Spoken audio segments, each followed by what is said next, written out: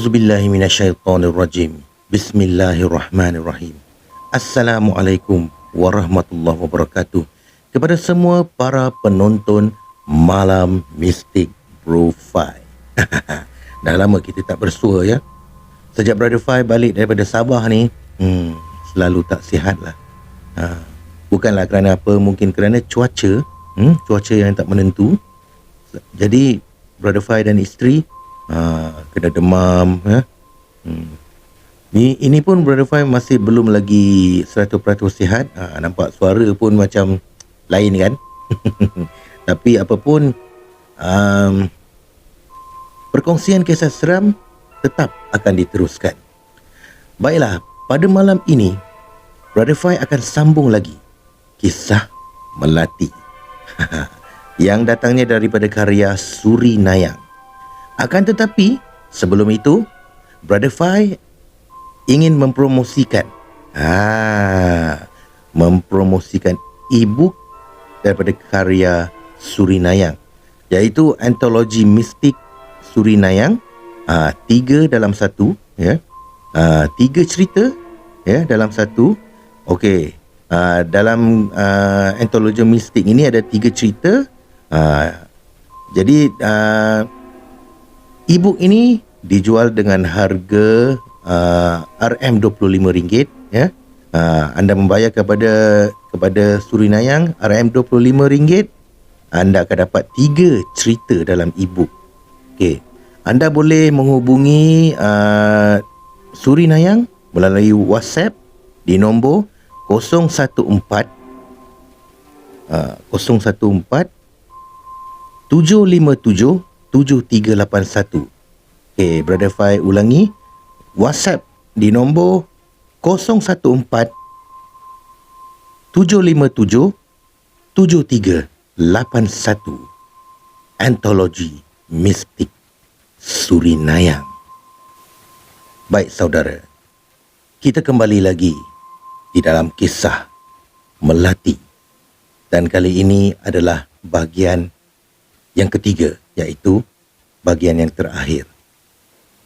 Jika anda sudah bersedia, ayo rasai sentuhanku.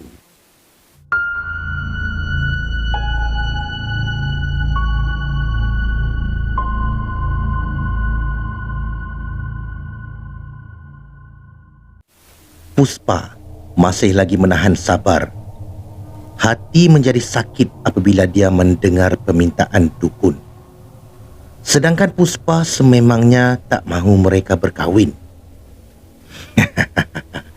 Bisa aja. Nggak perlu mikirin lagi kok. Kita bisa aja nikahkan mereka. Mbah yakin Indra di sana bisa sembuh kerana dia seorang cowok yang ampuh dalamannya, ujar Mbah Loro sambil memejamkan matanya. Dia begitu yakin kerana yang merawat Indra anak didiknya juga. Enggak boleh jadi. Mana kau menghilang, Joko? Ngapain kau lari? Bila mana aku butuhkan bantuan kau, ujar seseorang sambil menahan amarahnya. Dia tahu kekuatan Mbah Loro kerana itulah dia semakin galau. Dia juga tahu nasibnya bakal berubah nanti. Joko! Dengan tidak semena-mena, mereka dikejutkan dengan jeritan Melati yang terbangun. Matanya terjegil dan meliar ke seluruh wajah-wajah yang ada di situ. Melati menghentikan keliaran. Matanya saat tertancap pada satu figura misteri sedang terpunduk di tepi dinding. Joko sayang, jangan tinggalkan Melati. Melati cinta sama lo, Mas. Joko, Joko, pekiknya sambil bangun, namun ditahan oleh wanita-wanita yang ada di sebelahnya. Lepasin gue, Joko. Mana Joko? Gue mau Joko. Gue kangen sama dia, jerit Melati. Meronta-ronta mau dilepaskan. Rambutnya semakin mengerbang.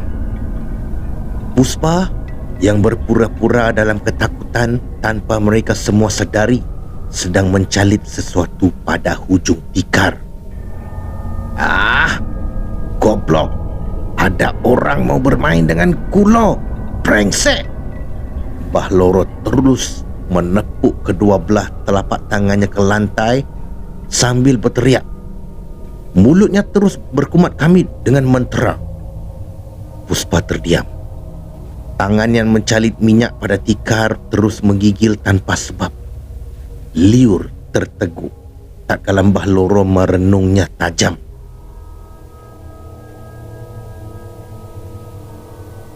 Puspa dapat merasakan bahawa Mbah Loro dapat mengesan aksinya tadi.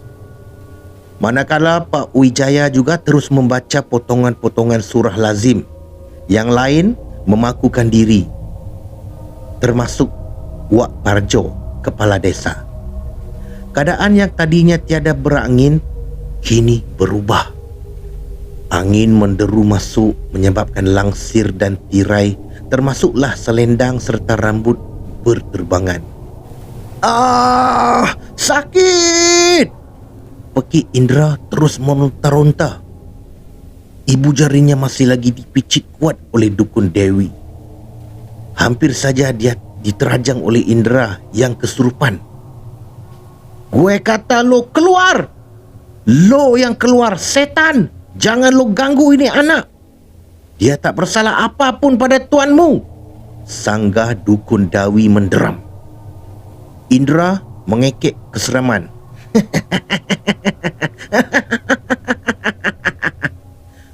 Mereka-mereka yang ada di ruang itu mulai merinding bulu kuduk, termasuklah Ratih. Ratih dapat rasakan kerja siapa. Kakang Indra tersiksa. Dalam masa yang sama, Melati di rumahnya juga sedang kerasukan. Nama Joko sentiasa di bibirnya. Puspa pula yang makin keresahan terpaksa meminta izin untuk keluar dahulu dan dia mencipta alasan supaya dirinya tidak disyaki apa-apa. Puspa mahu melawat keadaan Indra pula, walau hati walangnya tidak mengizinkan. Jauh di sudut hatinya nan gelap, Puspa mahu Melati pergi buat selama-lamanya dan di depan matanya. Puspa tahu, walaupun Jogo dapat menaluki Melati, itu hanya jasadnya saja, bukan cintanya. Cinta Melati hanya untuk Kang Indra, sama seperti dirinya.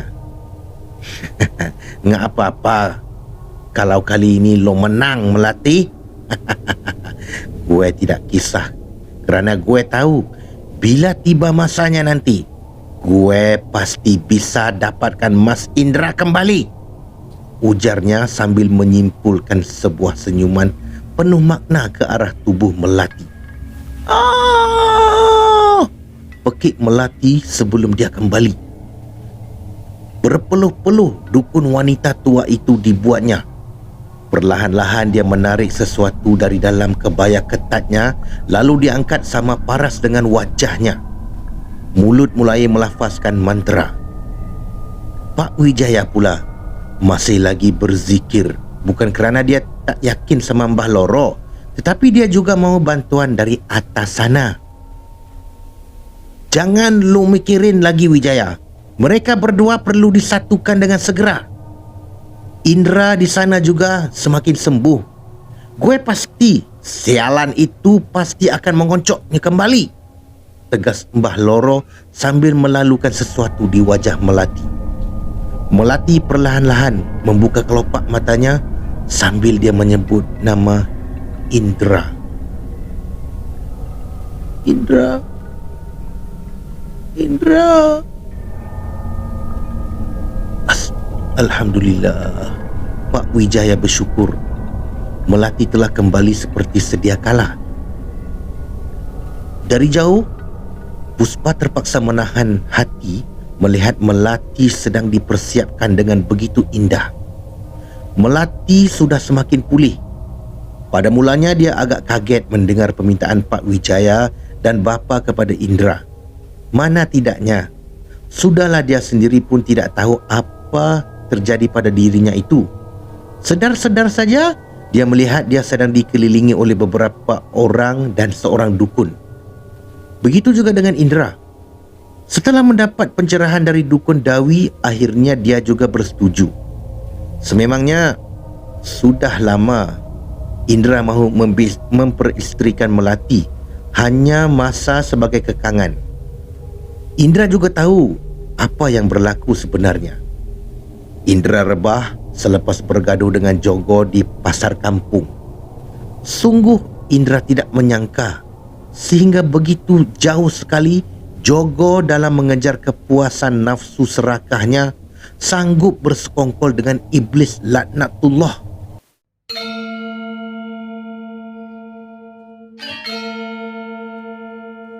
Kalian sudah siap? Pengantin sudah sampai kok, ujar seorang gadis muda yang masuk ke bilik. Juru andaman seraya mengangguk.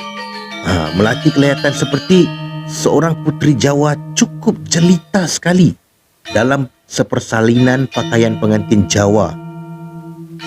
"Mbak, terima kasih ya," ucap Melati dan Ratih pada juru andam. Kedua mereka disolek sekadar solekan tipis bagi menyerlahkan lagi kejelitaan keduanya. Terutama sekali Melati. Dia bukan saja sudah selesai mandi padusan sumringah, tetapi dia juga sudah selesai menghabiskan acara serta pantang larangan pengantin baru. Sugeng pengantin anyar Mbak Melati. Moga kalian berdua bahagia, ucap Puspa cuba mengikhlaskan senyumannya. Ratih yang ditugaskan untuk menjadi pengapit sempat merenung wajah Puspa. Rahsia gadis itu masih lagi dia simpan. Ratih tahu Puspa cukup sedih apabila Kang Indra akan berkahwin. Apatah lagi Kang Indra akan mengawini Melati. Apa yang berlaku pada mereka berdua? Wallahu a'lam.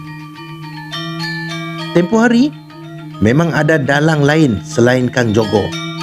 Dalam keriuhan tanpa kamu sedari, ada seseorang sedang memerhati dari jauh. Renungan matanya amat tajam sekali. "Kamu sangat cantik, Nak Melati. Nak, jagain dirimu sama suamimu itu." Pak Wijaya menitipkan pesannya buat kali ketiga kepada Melati sebelum dia arak ke Pelamin. Indra dan pihaknya juga sudah sampai di pekarangan rumah Wak Parjo. Sememangnya kepala desa itu mahu majlis perkahwinan di antara Indra dan Melati dibuat di terataknya sebagai cara untuk dia menebus rasa bersalahnya di atas segala perbuatan anaknya, yaitu Jogo, yang telah mengenakan ilmu pelet pada Melati dan santet pada Indra.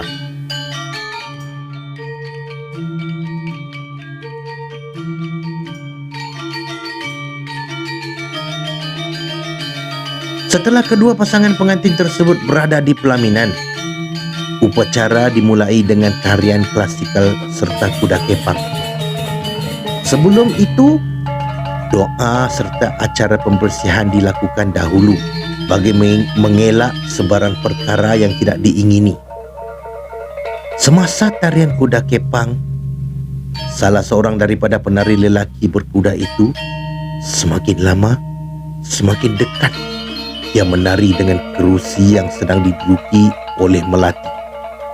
Oleh kerana tiada sesiapa pun yang perasan, mulut penari tersebut kelihatan berkemat kamit.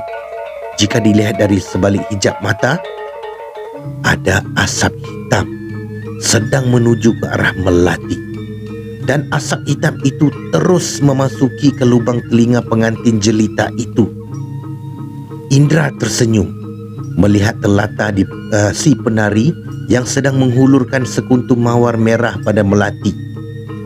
Tanpa menaruh sebarang syak wasangka, biarpun Indra dan Melati sedang bergembira, Puspa pula hanya makan hati. "Sepatutnya gue dengan lo, Mas Indra." Lirihnya agak sayu. Sedang dia memerhati wajah ganteng Indra, tiba-tiba matanya tertangkap satu pergerakan yang kelihatan amat laju dan menuju ke arah semak.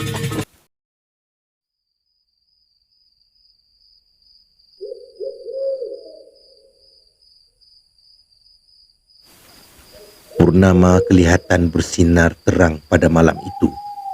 Si pungguk pula seperti biasa berbunyi dari atas dahan pokok. Malam yang tenang dicemari dengan lolongan sayu sang anjing. Sesekali kedengaran juga hilayan sesuatu yang tidak diketahui siapakah atau apakah. Melati terus berpeluk tubuh dek kedinginan yang mendadak di beranda. Terbuai-buai rambutnya disapa nafas malam. Angin yang bertiup perlahan dan mendamaikan kini menjadi semakin keras bunyi tiupannya. Melati tidak menyedari ada sesuatu sedang bergerak menuju ke arahnya. Semakin lama ia kelihatan semakin dekat sambil diiringi senyum sengitnya. Melati dikejutkan dengan satu pelukan dari arah belakang. Melati hanya tersenyum mendengar deru nafas tersebut. Rambut ikalnya disentuh dan dibelai lembut.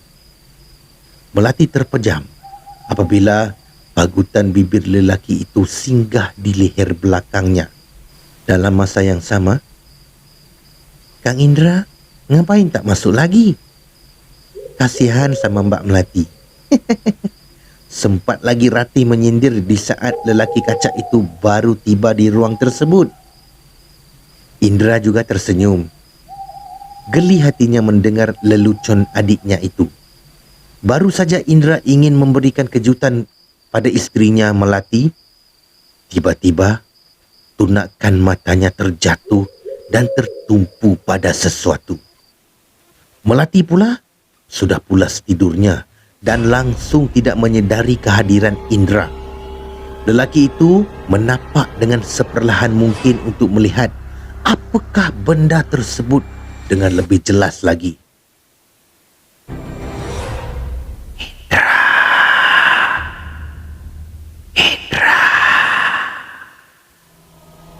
Bisik satu suara halus di tepi telinga Indra. Dia kian mendekati benda tersebut. Entah kenapa, nalurinya mengatakan ada yang tidak beres pada malam tersebut. Indra. Sekali lagi, telinganya dibumbui bisikan tersebut. Indra dengan pantas terus mendongak. Tetapi yang pasti figura yang ada di depannya kini menyerupai tubuh Melati. Melati pula sedang membelakanginya. Sepatah kilat, gumpalan rambut dan beberapa batang jarum halus terus gaib dari atas lantai. Indra kembali menunduk, tapi sayangnya benda itu hilang entah ke mana. Melati terus mengiringkan kembali tubuhnya, lalu menghadap Indra. Indra sudah jemu mencari benda tersebut, lalu kembali mendongak. Bibir mulai tergetar-getar, begitu juga tangan Indra di waktu itu seakan terpandang sesuatu. Ternyata gadis yang pulas tidurnya itu bukan istrinya.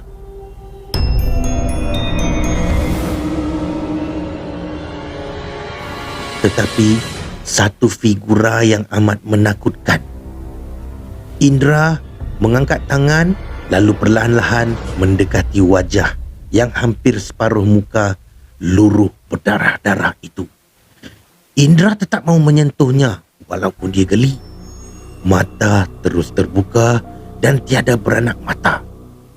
Hanya mata putihnya saja. Pergi! Gue kata pergi! Lo setan! Jangan gangguin gue! Teriak Indra yang hampir berlari. Bukan saja Melati terkejut dengan perubahan Indra, malah bapa mereka berdua termasuk juga Ratih. Mas, "Ini gue, Melati," ujar Melati kesayuan. Pedih dan luluh hati Melati melihat perubahan yang terlalu drastik itu. Sungguh dia tidak menyangka malam pengantinnya tidak sama seperti orang lain yang diuliti bahagia.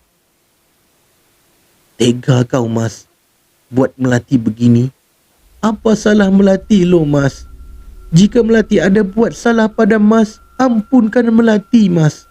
Tolong, Mas, tolonglah." Begitu lirih sekali Melati berkata-kata. "Mbak, sabar Mbak," sahut Ratih, juga tidak menyangka akan ada lagi musibah yang melanda Kang Indra sama Mbak Melati.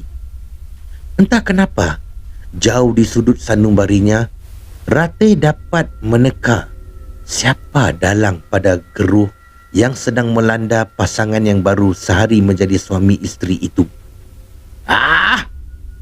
Minggir! Lo setan! Ngapain masih gangguan gue?" Tanpa lelaki itu sedari, tingkah dan kata-katanya itu telah menghiris hati Melati. "Kang Indra, ngapain begini? Ini istri Kakang." Lau Ratih terus berlari mendapatkan Melati yang tersepuk di tepi dinding. Habis segala pinggan berisi makanan bergelatakan dan terhambur keluar. Melati terus memeluk Ratih sambil tersedu-sedan. Sampai hati suami sendiri mengatanya hantu, malah berlaku kasar padanya. Walau sudah hampir beberapa kali menerima rawatan, namun Indra masih juga begitu. Malah dia semakin berani memukul Melati dengan teruk, terutama apabila nafsunya tidak puas dengan layanan Melati. Puspa yang telah mengetahui akan perkara tersebut terus memulakan istrinya.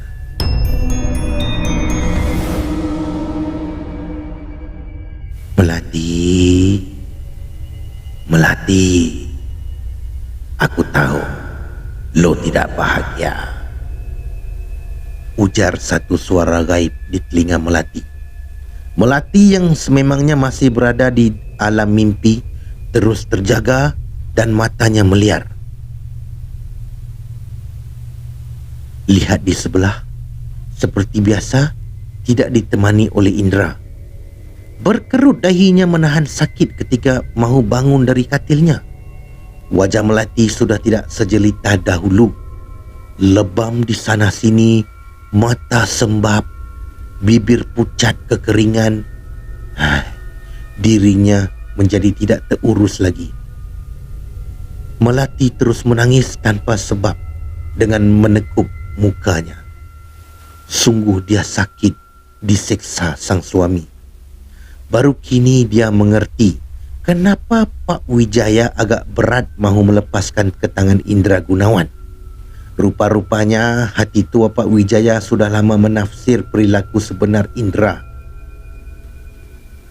"Melati, datanglah kepada aku." "Kau siapa? Apa mahumu?"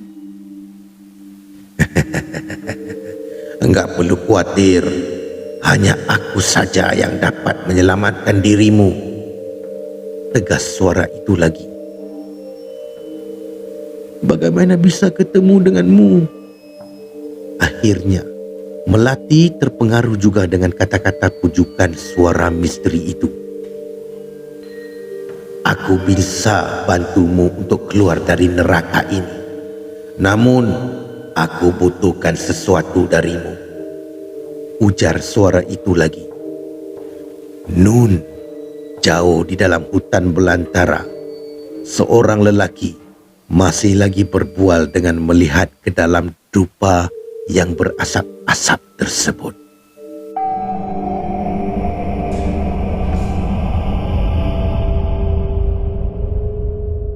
"Kakang!"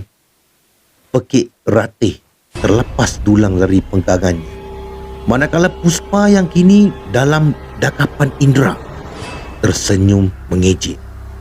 Akhirnya dia berjaya mendapatkan Indra biarpun dengan cara yang kotor. Melati pula tertunduk terpaku tanpa bersuara apa-apa. Entah kenapa, semenjak kebelakangan ini, Melati seakan menjadi seorang yang dungu dan lugu. Dia rela saja. Indra pula tetap dengan wajah bersahajanya. Dia sendiri pun tidak rasa kasihan maupun bersalah pada Melati. Indra makin hari makin membenci Melati. Puspa berkumat kamit sesuatu agar Ratih tutup mulut. Puspa tak perlukan nasihat sesiapa pun. Yang pasti, Indra kini telah pun berada di bawah telapak kakinya. Pekik Ratih terus tersandar ke dinding. Dengan tangannya kini mencekik lehernya sendiri. Jenuh dia cuba untuk meleraikannya. Namun, makin erat lehernya dicekik. Kang Indra sayang. Apa tunggu lagi sayang? Cepat hapuskan Melati. Lagi cepat, lagi bagus untuk kita. Puspa memujuk lelaki yang masih memeluknya itu. Jangan Kang Indra. Dia isterimu. Ratih cuba menjerit biarpun amat siksa sekali. Ratih tahu Indra telah diguna-gunakan oleh Puspa. Puspa, gue sudah tersilap hitungan denganmu. Kalaulah gue tahu lo akan melakukan ini semua, sumpah gue sendiri akan bunuh lo. Jerit Ratih yang kini terawangan pula. Diam lo. Tanpa mahu menunggu lagi, Puspa terus bangun lalu menarik keluar keris kecil dari dalam kain kembannya sambil mulut pula melafazkan mantra. Melati dan Puspa terhentak kuat ke lantai. Setelah tubuh terawangan mereka dihenyakkan ke bawah oleh satu tangan besar secara gaib. Darah bersemburan dari mulut kedua-duanya. Indra yang bagaikan robot terus memukul kepala Melati dengan begitu ganas sekali. Di mata Indra, itu bukan Melati, tetapi setan yang berwajah hodoh.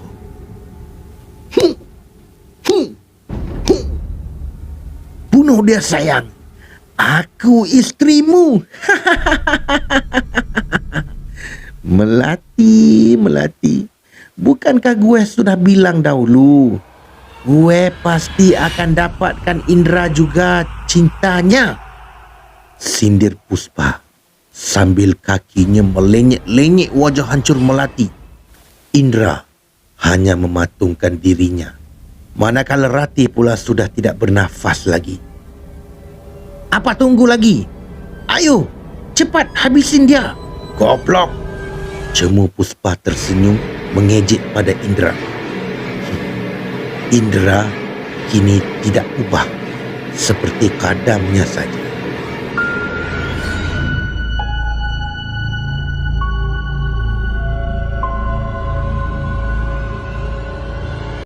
Ya saudara, itulah dia berakhirnya kisah Melati.